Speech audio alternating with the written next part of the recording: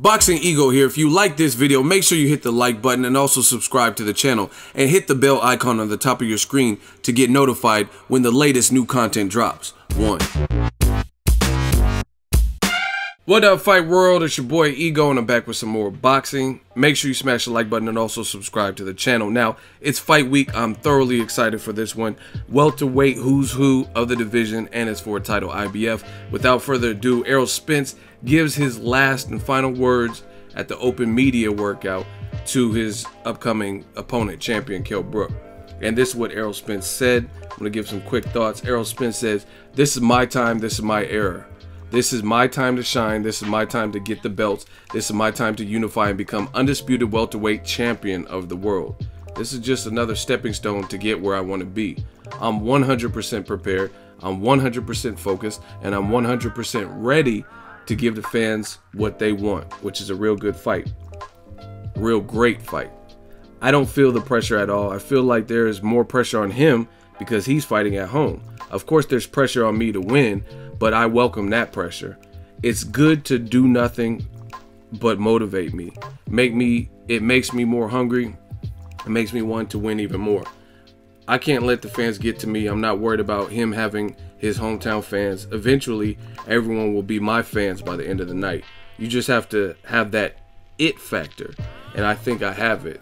I'm not worried about the crowd. I'm not worried about the boos or anything like that." He goes on to say, "I think it's a good step up. Kell Brook is a good fighter. He has great skills. I welcome this step up. I've been asking for it for a long time, and I'm finally getting my opportunity. My confidence comes from my hard work. I know the hours and the time that I put in at the gym.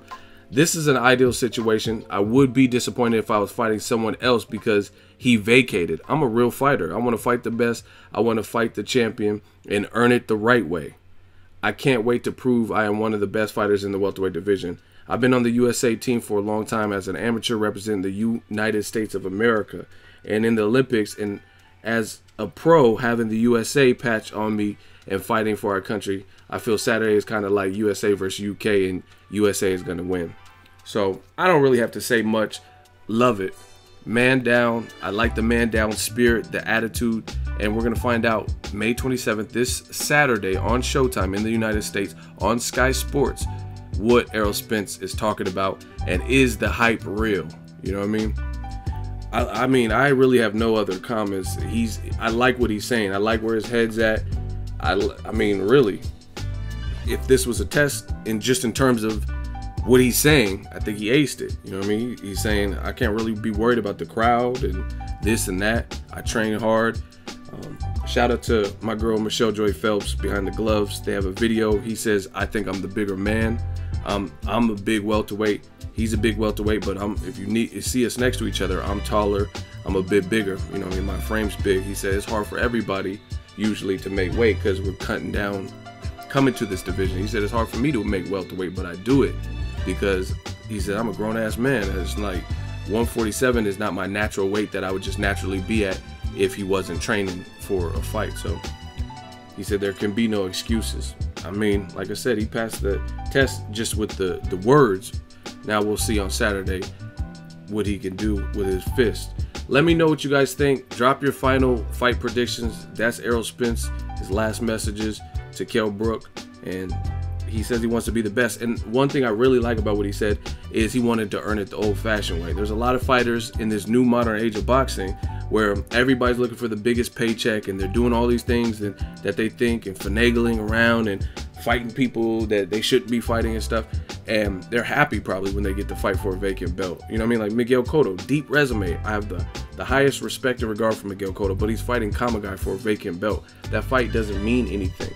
Fight Errol Spence's buddy, Jermell Charlo. He's a WBC champion, and then he could have 2 belts if he beats Cotto, or if Cotto beats him, then he'll have 2 belts. But fights like that don't really do anything. Pacquiao, Jeff Horn. So it's good to see a young fighter who hasn't had his step up. And guess what? He sounds like he's coming back from that throwback era where you're doing it for the right reasons. And I strongly believe, I do believe that if you fight and do things with passion, the money will come. All that other stuff comes. Like, I mean, I could speak for me because I live my life. When I started this YouTube stuff, this was purely out of respect for boxing and being a lifelong fan, right? Nobody told me that YouTube, there's no instruction manual for this shit, right? This was purely a hobby, and I dropped a fight prediction. I remember it. It was for Julio Cesar Chavez Jr. versus Sergio Martinez, right? And I just felt compelled. I was looking forward to the fight, dropped the fight prediction. But fast forward to the future, this is what I do full time. You know what I mean? It's taken me to new heights, and I got to travel with it, make some money in the game. You know what I'm saying? So at the end of the day, when you do things from a passion, like I wasn't coming into the game trying to make money off of it. You know what I mean? I had a regular job. So I wasn't doing it for the money. You know what I mean? Obviously now this is my full-time job, so I got to make ends doing it and traveling and hotel lodging and all that. But now that it's a business, of course, you know, I've already paid my dues. I earned my stripes. Now I do got to make money from doing it. But when I first started, this was just merely a hobby. Like I was just like, oh, I didn't know anything about, like, I mean, I've been on YouTube, but I didn't think of YouTube as no damn business. I've always, my whole life since I was 14, I worked a regular job. You know what I mean? Had a boss, had a schedule printed out, or been a boss at a job. Had corporate directives and mission statements. So that's my whole thing. When you do things for the right reasons, usually good things can happen because you're doing it from the right, you're doing it for the right reasons. But if money is your motivation, then you probably won't get it. You won't get as far because you're doing things for the wrong reasons. You come into YouTube just trying to make a quick buck. That's not how it works. You know what I'm saying? You have to do it. You have to be passionate, and that passion and everything has to flow.